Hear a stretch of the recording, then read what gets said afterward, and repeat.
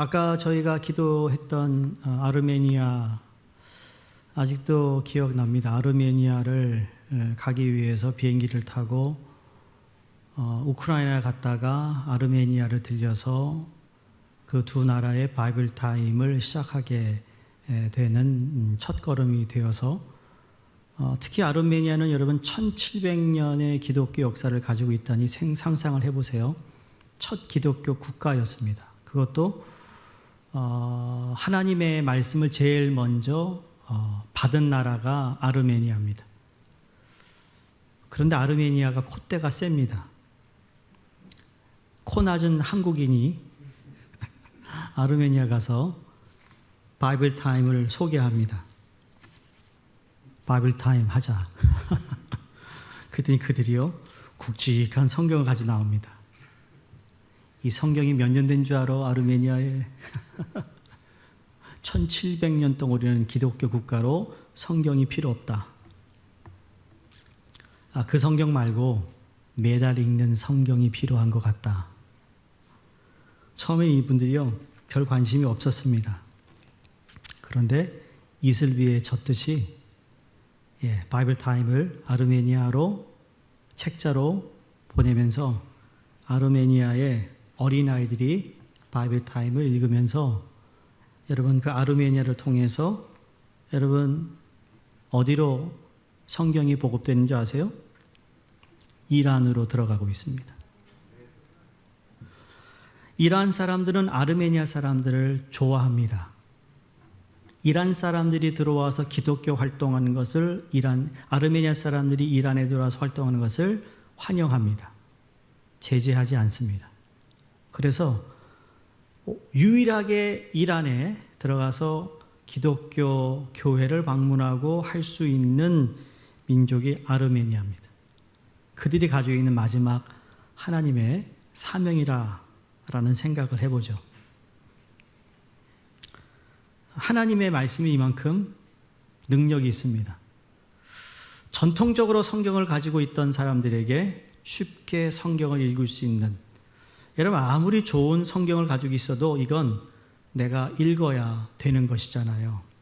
여러분이 아무리 성경책을 집안에서 몇 대 이어서 본다 할지라도 여러분 그것이 내 입으로 씹고 눈으로 보고 귀로 듣지 아니하면 그 말씀은 나와 아무런 상관이 없는 겁니다.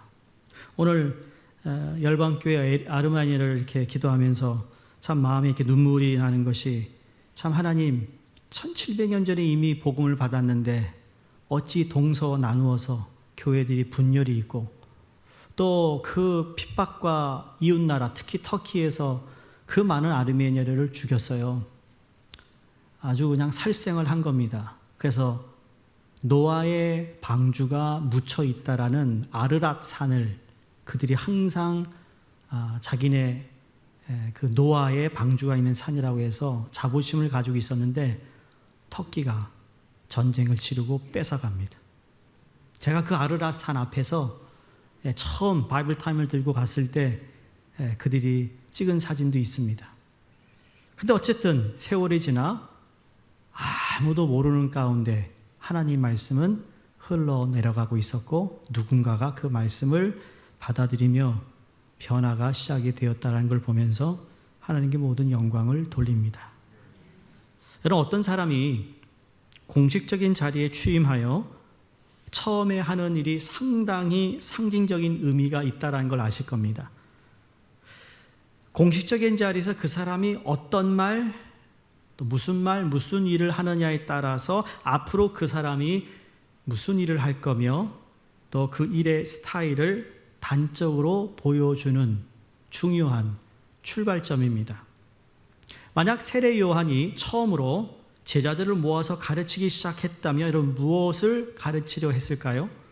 그건 분명히 금식하고 기도하는 일부터 가르쳤을 겁니다. 왜냐하면 회개의 기도는 세례 요한에게서 가장 중요했기 때문입니다. 그래서 그의 외침이 회개하라 천국이 가까웠느니라 였습니다. 여러분 그 당시에 바리새인들 같은 그 자들이 자기 제자들을 불러 모아서 무엇을 제일 먼저 가르쳤을까? 아마 그들은 손을 씻는 결례의식부터 가르쳤을 겁니다. 왜냐하면 결례야말로 그들이 중요하게 생각하는 종교의식이었기 때문입니다. 자, 그렇다면 이제 요한복음 우리가 읽기 시작하면서 요한복음에서 나타난 예수님은 제자들에게 무엇을 보여주기를 원하셨을까라는 질문을 안 할 수가 없습니다. 근데 오늘 본문을 보니까 예수님의 제자들과 함께 첫 공식적 모임을 지금 어디서 하고 있습니까? 잔치집이었습니다. 아마 바리새인들이나 세례 요한에게 있어서도 상상할래야 상상할 수 없는 일이 지금 벌어지고 있다 생각했을 것입니다. 예수님은 서슴지 않고 제자들을 잔치집으로 데리고 가셨고, 여러분 뭐 먹고 마시는 걸 가르치려고 하셨을까? 아마 그건 아니겠죠.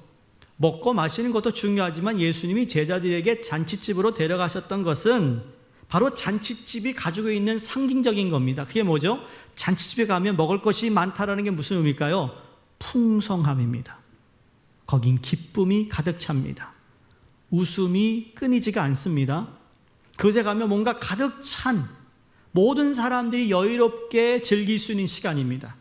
그 자리에서는 원수들도 함께 앉아 음식을 나눌 수 있는 자리요, 별로 관계가 안 좋은 사람들도 그 잔치자리에 가서 함께 먹다 보면 가졌던 어떤 좋지 않은 감정들을 다 씻어버릴 수 있는 그러한 곳, 그 잔치집이라는 거예요.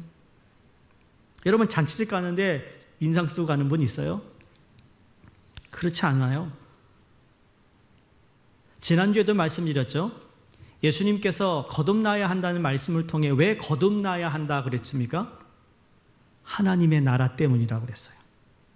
요한복음은 특히 요한이 예수님이 하셨던 이적과 행적을 따라가면서 무엇을 나타내는가 하면 하나님의 나라라는 큰 주제 아래 오늘도 잔치의 상징이 풍성함이고 기쁨이 가득한 것인 것처럼 하나님 나라를 암시하고 있습니다. 요한복음 10장 10절에 내가 온 것은 양들이 생명을 얻고 더 풍성히 얻도록 하기 위함이다 그랬습니다.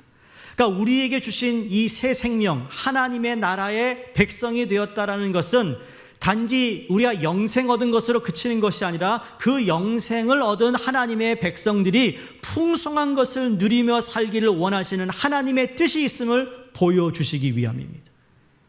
그래서 여러분, 주님이 말씀하신 더 풍성한 것을 여러분이 다 얻기를 주의 이름으로 축원합니다. 꼭 풍성한 그럼 우리는 돈이 아니더라도요, 물질이 아니더라도 내 안에 하나님 나라가 임할 때 나는 풍성한 여유 있는 삶을 살아가는 거예요. 내가 어떤 육신의 질병이 있다 할지라도 하나님 나라가 임한 곳에는 여전히 하나님이 주신 기쁨이 있다라는 거예요. 문제거리가 내 삶 가운데 그렇게 많이 있다 할지라도 하나님 나라가 임한 곳에는 하나님만이 주실 수 있는 풍성함을 우리는 누리며 살아간다는 겁니다. 유대 나라 사람들은, 여러분, 우리가 알고 있는 결혼식과는 여러 가지 차이가 있습니다. 저희는 결혼식을 한 후에 식사를 하죠. 근데 유대 나라에서는 결혼 예식이 있기 전에 하루 종일 축제합니다. 잔치를 엽니다.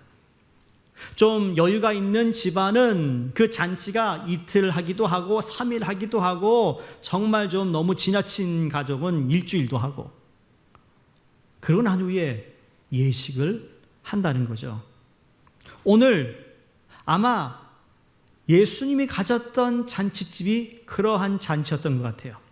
결혼 예식을 하기 전에 이미 잔치가 벌어지고 있는데, 이 유대인들에게 있어서 이 혼인잔치에서 절대로 빠질 수 없는 것이 포도주였습니다. 여러분 경고합니다. 이거 조심하세요. 어휴, 포도주 술 아니야? 술 마셔도 된다는 얘기네. 또 이렇게 아주 그렇게 생각하는 분들이 있으실 것 같아서, 여러분은 아닌데 인터넷 들은 분들이 그럴 것 같아서 말이죠. 포도주. 그 당시의 포도주와 오늘 우리가 얘기하는 포도주는 상당히 차이가 있습니다. 취하기 위한 술이 아니었다는 거예요. 누가 주량이 더 많느냐, 그걸 위해서 마시지 않았어요.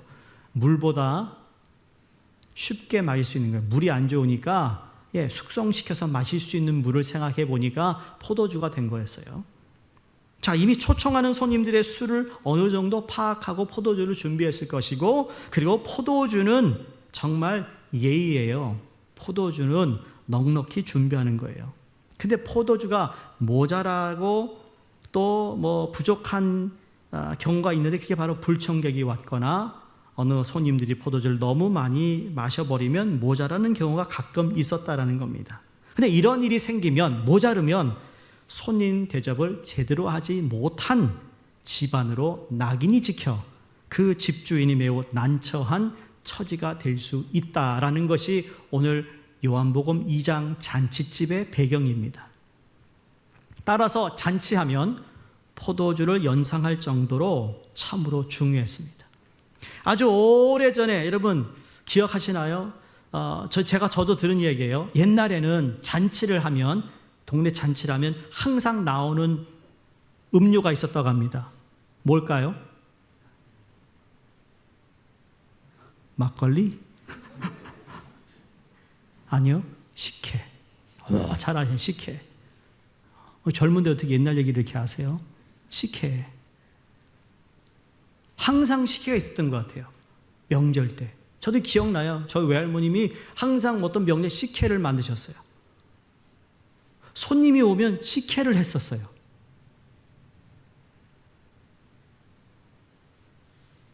그래서 식혜를 마음껏 마시게 하지만 어쩌다 손님들이 많아서 식혜가 동이 나면 대접했던 분들이 어쩔 줄을 몰라 미안합니다. 식사를 많이 준비했음에도 식혜가 모자라면 미안하다는 얘기를 했다라는 거예요. 그와 유사한 겁니다, 지금. 자, 그때 이 사실을 난 예수님의 어머니 마리아가 예수님께 옵니다. 저희에게 포도주가 떨어졌대. 왜 예수님에게 포도주가 떨어졌는지 여러분 성경에서는 그 이유를 알 수가 없습니다만 추측하기는 이렇습니다. 30년 동안 어머니와 함께 살았던 예수님은 지금까지 어머니 집에서 함께 살아오면서 늘 집안에 어려움이 있을 때마다 그 어머니는 아들과 논의했고, 그 아들은 그때마다 어머니의 요구에 다 응했고 해결을 봐줬다라는 거예요. 그런 의미에서 이 어머니는 그냥 아무런 의식 없이 또다시 아들에게 지금 이 집안이 잔치 집안이니 내 포도주가 떨어졌대 라고 말씀을 하고 있는 겁니다. 자, 이럴 때 예수님의 반응을 4절에서 보시면 두 가지 반응을 예수님이 보이십니다. 첫 번째는 뭡니까? 여자여, 나와 무슨 상관이 있나이까? 여러분, 누가 여러분에게 여자여 그러면 여러분 기분이 어떠세요? 벌써 아주 살벌해질 겁니다. 저 사람 말이야 아주 예의도 없어. 난 이름도 있는데. 여자여. 특히 우리 한국 사람이 들을 때는 이 버릇없는 아들처럼 보입니다. 위아래도 모르고 여자여. 아니, 아들이 어머니가 그렇게 얘기하면 저도 이 부분에 대해서 얼마나 도움이 될지 모르겠는데요 하든지, 아니면 제가 옆집에 가서 포도주가 있는지 빌려올게요 그러든지 해야 되는데, 여자여, 나와 무슨 상관이 있습니까? 여자여. 여러분, 이 여자에 대한 이게 도대체 어디서부터 시작이 된 건가? 왜 그럴까? 불부터 꺼야겠다는 생각에서 혹시 여러분이 기분 나빠할 것 같아서 여자여. 이게 연구가 참 많더라고요. 딱 두 가지를 여러분 우리가 종합해서 말씀드리면, 하나는 그 여자여라는 말은 당시에 남자가 여자를 보고 여자여 하고 부르는 것은 우리가 지금 생각하는 것처럼 이상한 일이 아니고, 여자여 부를 때는 그 의미가 그 여인을 존경하는 의미로 부르짖는 점잖은 호칭이라는 거예요. 여자여. 여러분, 그러니까 여러분 혹시 집에서 답답한 일 있으면 여자여 한번 불러보세요. 여자여. 나쁜 말 아니라는 겁니다. 혹시 옆에 아내 되는 분이 앉아 계시면 여자여 한번 불러보세요. 여자여. 집에 가시면서 여자여 놀리지 마시고. 근데 그런 의미라는 거예요. 존중하는 호칭이에요. 다른 하나는 예수님께서 어머니 마리아를 모시고 한 집에서 살던 사생활이 이제는 끝났음을 알리는 것이다 라는 해석도 있습니다. 이제는 마리아의 아들로서가 아니라 하나님의 아들로서 온 세상의 죄를 짊어질 하나님의 어린 양으로서 이제 공생애를 시작하는 출발점에 놓여 있다는 것을 암시하고 있는 말씀이었다라는 거죠. 자, 그래서 예수님의 반응이 이상한 반응은 아니라는 겁니다. 두 번째, 예수님의 반응이 4절 후반부에 나오는데 내 때가 아직 이르지 아니했습니다 라고 말합니다. 내 때가 이르지 아니했다, 이르지 못하였다. 여기 내 때라는 것은 궁극적으로 예수님의 십자가의 때를 이야기합니다. 예수님이 십자가에 달려 죽으시는 그 때를 이야기하고 있고, 그리고 예수님이 공생애를 시작하시면서 공생애의 끝은 어디였습니까? 십자가의 죽음이었습니다. 그래서 십자가의 죽음을 향하여 걸어가는 예수님의 모습, 그래서 그때가 언제입니까? 할 때마다 그때는 아무도 모른다. 그러나 그때가 가까우고 있음을 주님은 알고 계셨죠. 복음서를 유심히 읽어보면 세례 요한이 무대에서 사라지면서 예수님의 본격적인 시대가 열리는 전환점을 발견하는데요. 그게 언젠가 하면 요한이 감옥에 갇히면서부터입니다. 그래서 구약에서 신약으로 넘어가는 중요한 전환기가 바로 예수님이 공생애를 시작하는 때였어요. 그래서 예수님께서는 그 공생을 시작하시면서 철저하게 주님이 가지고 계셨던 마음이 있습니다. 그게 뭐냐면 자기 마음대로 내키는 대로 하지 않았습니다. 주님은 늘 하나님의 시간, 하나님의 때를 살폈던 분이라는 거예요. 예수님은 하나님의 나라를 위하여 성령의 세례를 받으시고 제자들을 모으셨는데 이제 그분이 하실 일은 하나님의 일이라는 겁니다. 그래서 전처럼 어머니인 마리아의 아들로서의 다른 집에 가 포도주를 빌려오는 그런 일이 여러분 예수님과는 상관없는 일이라는 것을 말씀하고 있습니다. 포도주 떨어진 것이 저와 무슨 상관입니까? 라는 말은 포도주가 떨어진 것과 내가 하나님의 때를 기다려 하나님이 원하시는 것이 무엇인지를 하는 것을 해야 하기에 나와 상관없는 일입니다, 어머님이라고 말했던 거라는 겁니다. 여기서 뭘 발견하냐면 예수님은 포도주 하나 이 작은 문제에 있어서도 하나님과의 관계에서 이것을 어떻게 하면 좋을지를 하나님의 응답을 기다리고 있었다고 보는 것입니다. 아주 사소한 일임에도 불구하고 주님은 하나님이 오케이 할 때까지 기다렸다라는 거예요. 엄연히 보면 포도주 떨어진 것과 하나님의 뜻과는 별 상관없는 일이 맞습니다. 그래서 그렇다고 해서 상관없는 일이니까 안 합니다 라고 아니라 상관없다고 하면서도 하나님, 아버지 이것을 어떻게 하면 좋을까요? 라고 아마 주님은 묻지 않았을까라는 생각을 해봅니다. 왜 이 말씀을 드리는가 하면 철저하게 하나님의 관점에서 그분은 행하셨다라는 거예요. 여러분, 우리는 하나님의 관점에서 이 일을 해야 됩니다.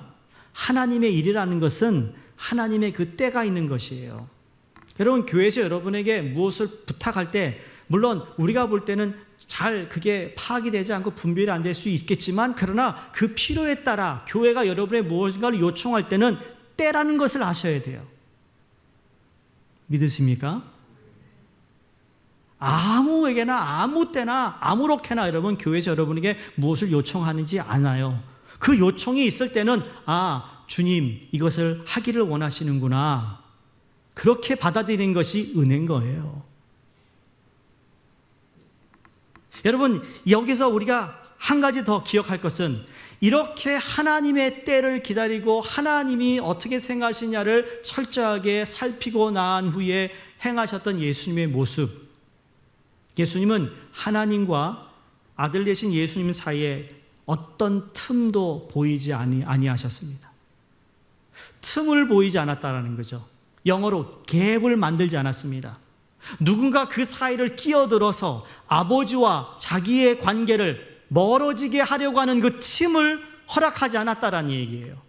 근데 사단은 항상 그 틈을 타고 들어온다는 것이죠. 여러분이 교회 생활을 잘하고 신앙생활 잘하는데 여러분 어떤 틈이 벌어져서 그 틈 때문에 여러분이 하나님의 말씀으로 멀어지고 있습니까? 여러분이 예배의 삶이 멀어지고 있습니까? 기도해야 되는 걸 알면서도 못하고 있습니까? 그 틈이 벌어진 것을 타고 사단은 들어왔다는 거예요.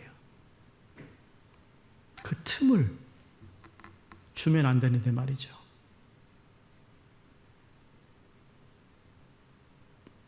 하나님의 말씀이 왜 내게 들리지 않을까요? 그 말씀이 왜 내게 정말 능력으로 발휘하지 못할까요?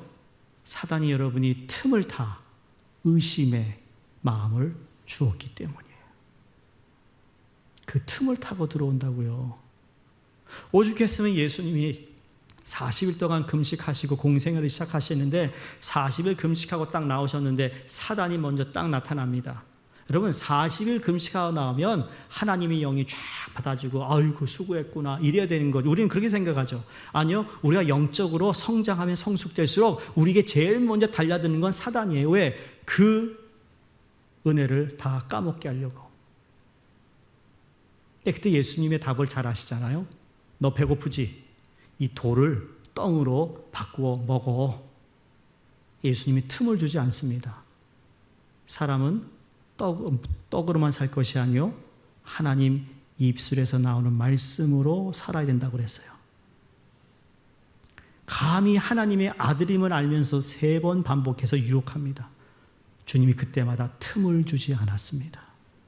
여러분, 신앙생활에 아무리 잘하는 사람도요, 틈이 있기 시작하면 사단은 어떻게 귀신같이 알아요? 그 틈을 타고 우리에게 들어옵니다. 그래서 틈을 주면 안 되는 것이고 예수님도 지금 그런 마음으로 상관없는 일인데요. 아직 제 때가 아닌데요. 여러분 이제 그 4절의 말씀을 의미를 알겠죠? 예수님이 냉정하게 거절한 것이 아니에요. 이건 거절이 아닙니다. 하나님의 때가 아닌데요. 라고 존중하며 어머니께 말씀하신 말씀입니다. 착한 아들이죠. 자, 그런데 오늘 본문에 아니 때가 되지 않고 아직 상관이 없는 일인데 결국은 주님이 뭘 준비해 놓으셨어요? 포도주를 준비해 놓으셨어요. 그러면 주님으로 하여금 물이 포도주로 변하게 하셨던 그 원인이 뭘까? 오늘 본문을 보니까 3가지를 발견합니다. 첫 번째로는 마리아 어머니의 믿음이었습니다. 마리아는 지금 무슨 일이 일어나고 있는지 모릅니다. 아들이 왜 저 얘기를 했는지 몰라요. 왜 지금 그게 때가 이르는지 아는지 어머니는 모르는 거예요. 그리고 예수님이 이 일을 행하실 때가 언제인지도 알지 못하고 별로 관심이 없어요. 그거는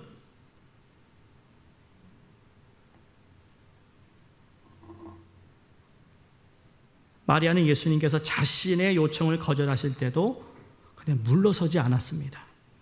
그 이유는 이러한 일을 보고 그냥 넘어가지 않을 예수인 것을 알았다라는 겁니다. 참 어려운 사람 보면 도와주려고 했던 예수의 그 성품. 누가 가난하고 먹을 게 없다면 뭐라도 좀 갖다 주고 싶어 하는 그 예수의 마음을 어머니는 30년 동안 살면서 그 아들의 마음을 알고 있었어요. 지금 부족한 것을 그냥 넘기는 아들이 아니라는 것을 알았기에 요청을 한 것이고, 그리고 어머니는 그 하인들에게 5절에 보면 하인들에게 이르되 너희에게 무슨 말씀을 하시든지 그대로 하라. 아니 도대체 뭘 믿고 포도주를 어떻게 만들어? 여러분 포도주 담가 보셨어요? 몰라도 그냥 우리 상식이 뭐죠? 일단 포도를 따와야 돼. 그 포도도요 잘 익은 포도가 돼야 돼요. 설 익은 포도면 그 포도주가 맛이 없대요. 들은 얘기예요. 오해하지 마시고. 그리고 난 다음에 어떻게 해요? 그 포도를 발로 밟고 즙을 내가지고 그 다음에 어떻게 합니까? 숙성시켜야 돼요. 여러분 값비싼 포도주는 어떤 포도주죠? 오래된 거, 오래된 숙성된 거. 우리 상식이에요, 그 상식. 근데 어머니가 하인들에게 저분이 말씀하는 대로 그대로 하라라고 말합니다. 지시합니다. 마리아의 믿음 뭔가 하면, 그래 지금 포도주는 없지만 하나님께서는 능치 못하는 것이 없다는 것을 아셨던 것 같아요. 무엇이든지 그가 명하시는 대로 하라. 포도주가 떨어진 것과 주님의 일과는 아무런 상관이 없을지 몰라도 주님의 도우심이 없이는 다른 방법이 없다라는 것을 마리아는 알았다라는 거예요. 여러분, 당장 어려움 닥쳐 있고 이것을 해결할 수 있는 방법이 없다면 여러분, 우리도 깨달아야 될 것이 오직 주님의 도우심을 간구하는 수밖에 없다라는 거예요. 사랑하는 성도님들, 믿음은 하나님의 능력을 움직이는 힘을 가지고 있음을 믿습니다. 믿음은 상관없는 일을 상관 있게 만든다고 저는 보고 싶습니다. 믿음은 아직 도달하지 않은 때라도 도달하게 만드는 것입니다. 그게 믿음입니다. 거기 내가 갈 수 없지만 하나님, 내가 주님을 바라보며 믿음을 가지고 한 걸음 한 걸음 나가다 보면 언젠가는 거기에 도달해 와 있다라는 거예요. 그게 믿음인 것이에요. 처음부터 다 믿어져서 가는 게 아니라는 거죠. 근데 오늘 혼인잔치의 포도주가 모자라는 것이 주님과는 아무런 상관이 없는 일인데 어머니가 그 말을 하는 순간 이제 주님과 상관된 일이 되어버렸어요. 무엇이요? 믿음이. 아무 상관없는 일이라도 믿음으로 주님께 나가고 주님께 가지고 나왔을 때 이것은 주님과 관계인 일이 되어버린다는 거죠. 여러분, 사도 바울이 마지막 로마에서 순교를 당합니다. 그런데 이미 성령께서 사도 바울에게 로마까지 가서 복음을 전할 것이라고 말씀을 하셨어요. 근데 배경과 환경을 보면 로마로 어떻게 가요? 지금 감옥살이하고 있고 지금 잡혀있고 나가기만 하면 유대인들이 완전히 사도 바울을 죽이려고 이 사도 바울만 죽이는 특공대들이 있어가지고 쫓아다니잖아요. 데살로니가 교회는 5일 동안 교회 개척하고 말씀을 전하다가 너무 심하니까 밤에 도망 나오는 이런 일들이 벌어졌는데, 근데 그 사도 바울이 그 감옥에서 얘기합니다. I want to see Caesar. 나는 로마 시민권을 가지고 있는 로마인으로서 나는 로마 황제 앞에서 재판받기를 원한다. 그 당시에 로마가요, 진짜 법이 정말 잘 만들어진 나라인 것이, 아니 죄수가 나 로마 시민권이니까 나 로마 가서 재판받겠다고 하니까 그 로마인은 어떡합니까? 호위해서 로마까지 데려다 줍니다. 자, 보세요. 그전에는 시저하고 아무런 상관이 없는 일이었는데 내가 시저 앞에서 재판을 받겠다고 하니까 시저와 상관없던 일이 상관 있는 일이 되어버립니다. 한국의 대통령과 아무 상관없는 것이 있는데, 근데 청와대로 여러분 이 진정서를 올리면 그게 이제 대통령과 상관된 일이 된대잖아요. 원래 이 혼인은 주님과는 상관없는 일입니다. 포도주가 떨어진 건 무슨 상관이에요. 그러나 어려움을 주님께 가지고 나와 믿음으로 호소했을 때, 믿음으로 그 아들에게 포도주가 떨어졌다, 저분이 시키는 대로 해라 했더니 그 다음부터 어떻게 했어요? 주님과 상관된 일이 되어버렸어요.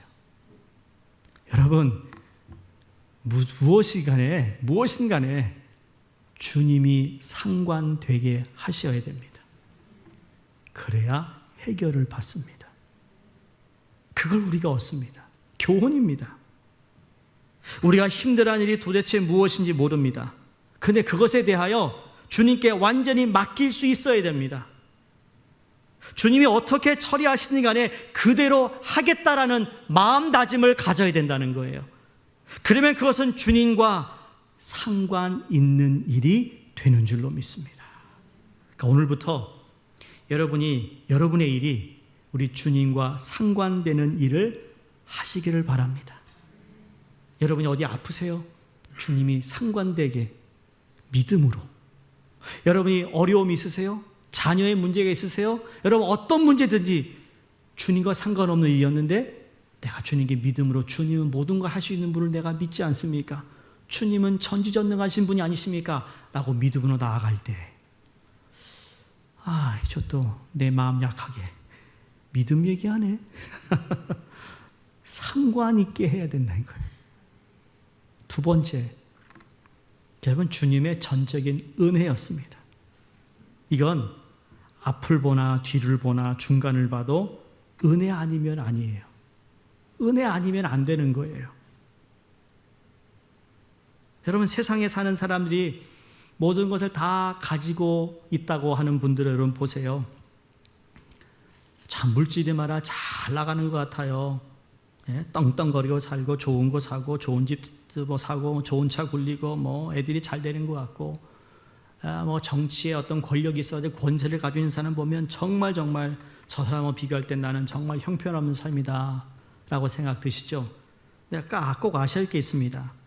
여러분, 이 세상에 사는 모든 사람들은 꼭 그 한 가지가 모자라서 아쉬워하고, 그 한 가지가 없어서 고통하고, 그 한 가지 때문에 아파하고, 그 한 가지 때문에 잠을 못 이룬다고 하는 걸 아셔야 돼요.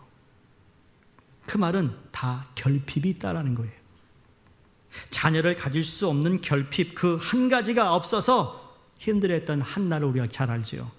그 한 가지를 버리지 못해서 예수님이 자기 앞에서 네가 영생 얻을 수 있는 길을 알려주셨음에도 불구하고 주님을 따라가지 못한 그 청년, 얼마나 안타까워요.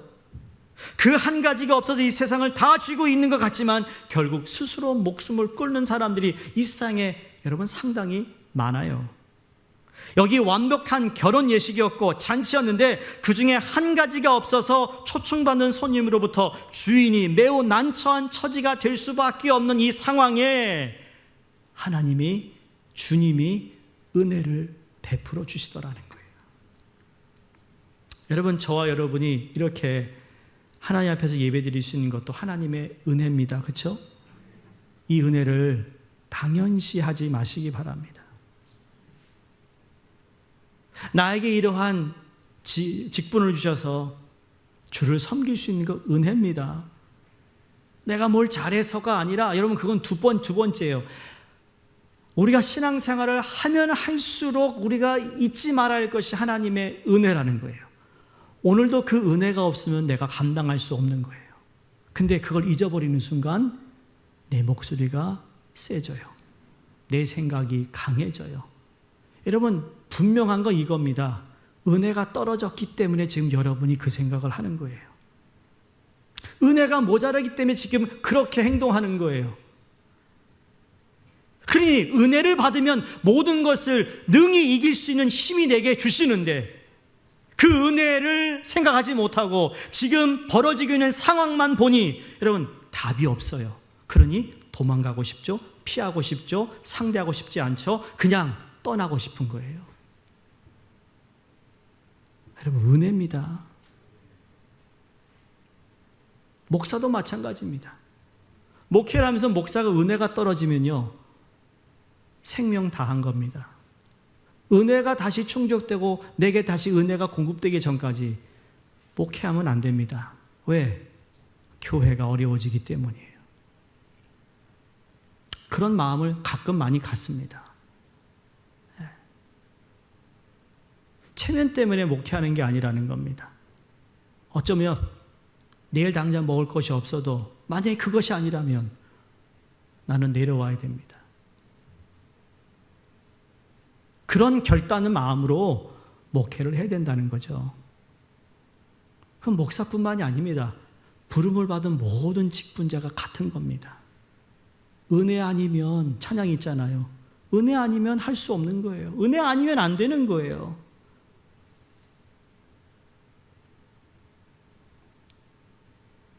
거절할 줄 같았던 그 가운데, 때도 아니고 상관도 아닌데 믿음으로 그 아들에게, 하인들에게 시키는 그 어머니의 모습을 보면서 주님이 은혜를 베푸시는 겁니다.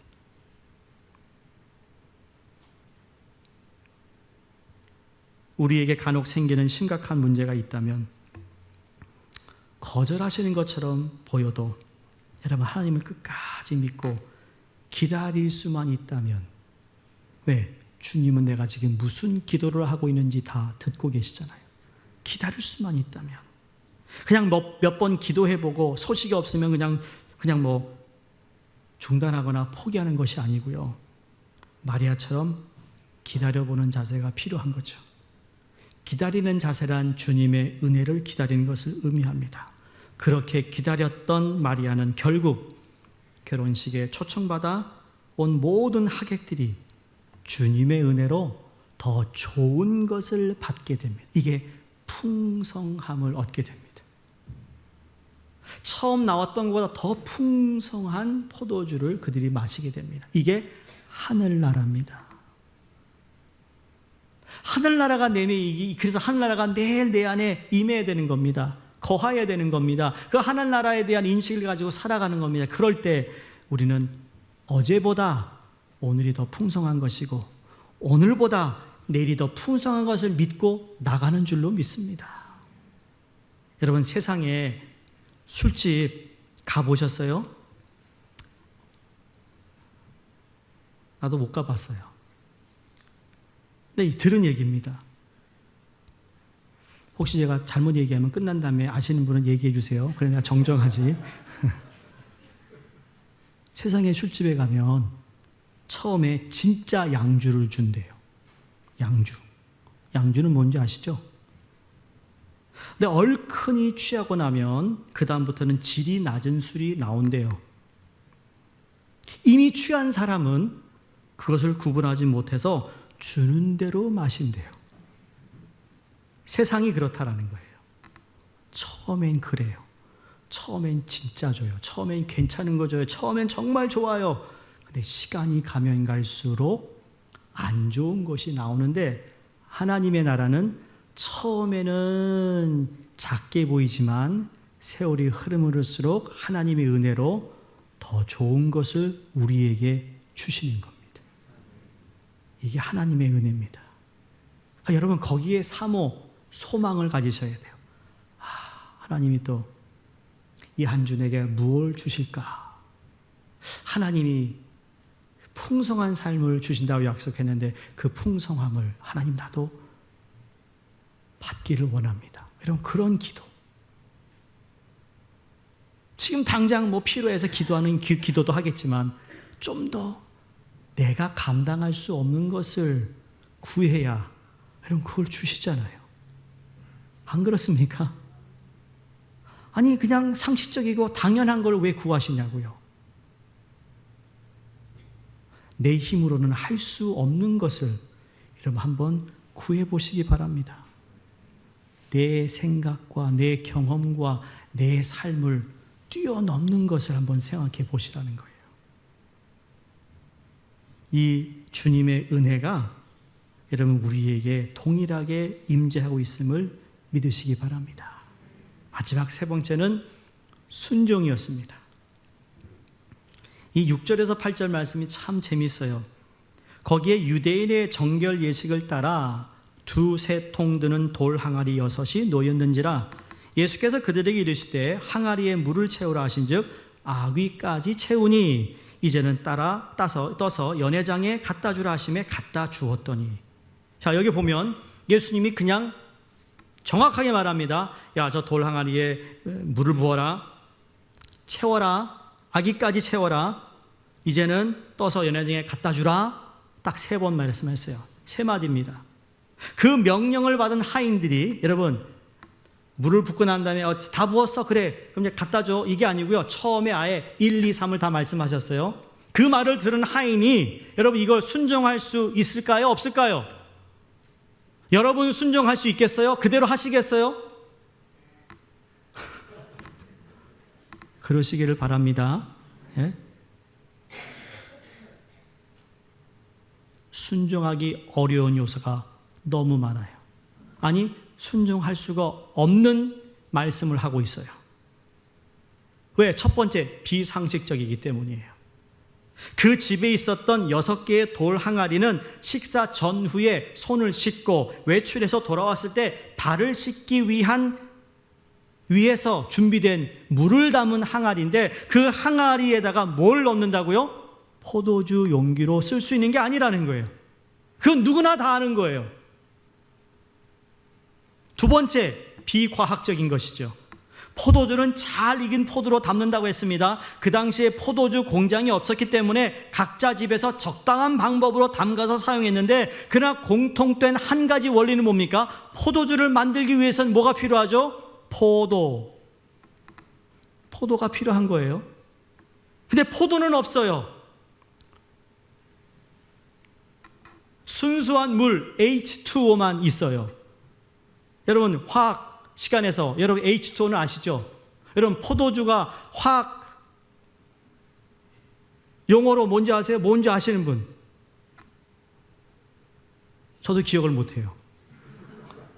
그런데 포도주 화학법을 보니까 C, 6, H, 1, 2, 알파벳 O, 6이에요.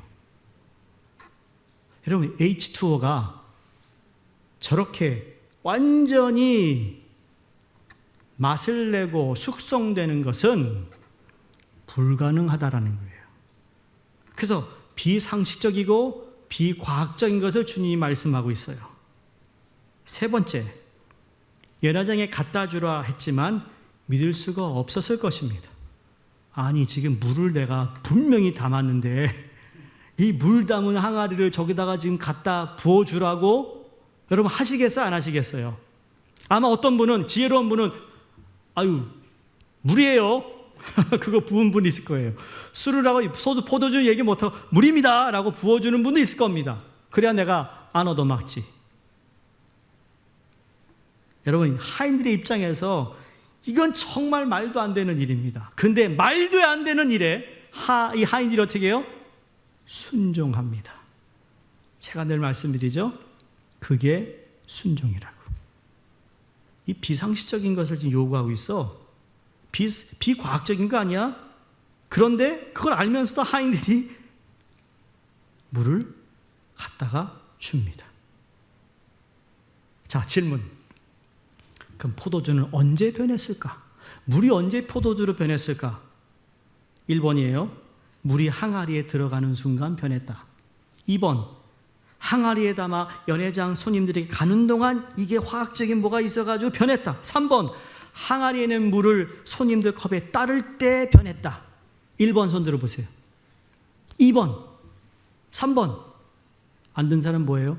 꼭 있어 이렇게. 세 개 다 아닌가요 그럼? None of the above? 예? 제 생각엔 다 비슷한데 마지막 세 번째가 돼요. 왜? 순종은 끝까지 가는 거거든요. 항아리에 물을 채울 수 있어요. 아기까지 채워요. 가져갈 수는 있어요. 근데 붓는 것까지는 힘들었을 거라는 거죠. 근데 붓는 것까지 했을 때 그 순간 여러분 물이 포도주로 변한 줄로 믿습니다. 성경은 우리에게 늘 그러한 말씀을 강조하셨어요. 순종의 비밀이 여기 있는 거죠. 여러분 열왕기하 5장에 보면 나병으로 고생하는 나만 장군의 이야기가 나옵니다. 나만 장군에게 요단강 물에 가서 7번 씻으세요 그러면 나을 거라 그럽니다. 선지자가 나오지도 않고 그냥 그렇게 전하니까 화가 나가지고 아니 말이야 우리 고국에는 이거보다 훨씬 깨끗한 강인데 저기다가 요단강에 내 몸을 씻으라고 미쳤어? 그러고 갈 수도 있는데 그 참 지혜로운 여종이 아유 무슨 상관입니까? 아니 밑자의 본전이죠. 더러운 물이든 낫기만 하면 되지 않습니까? 그랬더니 이 남한장이 그렇겠지. 그래가지고 1번, 2번, 3번, 4번, 5번, 6번 했는데 아무런 기미가 보이잖아요. 그런데 7번째 들어갔다 나왔더니 할렐루야 놔버렸어요. 왜? 순종을 요구하셨어요. 10명의 여러분 나병 환자들이 큰 소리로 예수 선생이여 우리를 불쌍히 여기소서 외치자 예수님은 머뭇거리지 않고 즉시 그들에게 얘기합니다. 가서 제사장들에게 너희의 몸을 보이라. 여러분 이긴 예수님이 야 너희의 몸이 깨끗해졌으니까 이제 제사장에게 너희 몸을 보여라. 그래서 너희들이 깨끗해졌다는 것을 도장받아 그냥 일상생활을 할 수 있도록 그런 의미인데 주님이 뭐라고 하냐면 지금 당장 가라는 거예요. 여러분, 그들이 언제 그럼 나음을 받았을까요? 예, 제사장 앞에 들어가는 순간 치유가 되었다고 믿습니다. 여러분, 이게 성경에 너무 많아요. 여리고 성이 무너진 것이 무엇 때문에 무너졌습니까? 하루에 한 번씩 돌고 7일째 7번 돌고 그 다음에 뭐라 해서 소리를 지르라고 그래서요. 그랬더니 무너졌어요. 아무리 첫 번 하루 6일 동안 한 바퀴 돌고 7일째 되는 날 7바퀴를 돌았다 할지라도 여러분 무너지지 않았습니다. 마지막 뭐였어요? 함성을 질러야만 무너졌어요. 이게 순종이었어요. 사랑하는 성도님들, 이처럼 끝까지 순종해야 된다는 겁니다. 내가 그리스도를 믿기 전에 삶이 물처럼 아무 맛도 색깔도 없었던 존재였습니다. 그러나 예수 그리스도를 영접하는 순간 우리는 포도주로 변한 것입니다. 물이 스스로 포도주가 될 수 없듯이 내 스스로 그리스도인이 될 수 없는 것입니다. 다시 말해, 내가 그리스도인이 된 것은 하나님의 은혜고 그 자체가 기적이며 이적이라는 사실을 잊지 마시기 바랍니다. 그리고 그 변화가 한 번 변화된 것으로 끝나는 것이 아니라 더 풍성한 것을 내가 하나님으로부터 공급받기 위해서는 지금도 물 같은 내 삶의 영역이 포도주로 지속적으로 변하는 역사가 있기 위해서는 믿음으로 하나님의 은혜를 기다리며 순종해야 된다는 것입니다. 왜 여러분이 안 바뀌고 있을까요? 여러분, 멀리 보지 마세요. 교회 탓하지 마시고 누구 탓하지 마세요. 그건 내 안에 있어요. 내가 변하지 못하고 내가 은혜를 받지 못하니까 그렇게 보이는 거예요. 죽을 뻔하다 살아난 사람들의 첫 마디가 뭔지 아세요, 여러분? 예수를 믿든 안 믿든 여러분, 그 사람들의 공통적인 간증이 뭡니까? 내가 과거에 보던 눈으로 오늘 이 세상을 보지 않습니다. 얘기합니다. 그게 그들의 공통적인 고백입니다. 내가 저 하늘을 볼 때 내가 옛날에 보던 하늘이 아니네요. 무엇을 얘기할까요? 그만큼 내가 변한 거예요. 믿음과 순종으로 물이 어떻게 변화되었습니까? 물은 맛이 변화되었어요. 물이 포도주가 되는 기적을 통해 가치가 바뀌었어요. 물이 포도주가 되는 기적을 통해 여러분 존재가 바뀌었어요. 이것은 우리 그리스도인의 삶의 태도와 가치, 존재가 바뀌어야 한다는 것을 보여줍니다. 성경은 늘 주님을 만난 사람은 옛사람이 새 사람으로 변화된 사람들의 이야기로 가득 차 있습니다. 그렇다면 우리 또한 삶의 방식, 태도, 생각, 마음이 바뀌어야 될 줄로 믿습니다. 여러분, 더 풍성한 것을 누리기 위한 우리의 믿음, 하나님의 은혜를 기다림, 그리고 하나님께 끝까지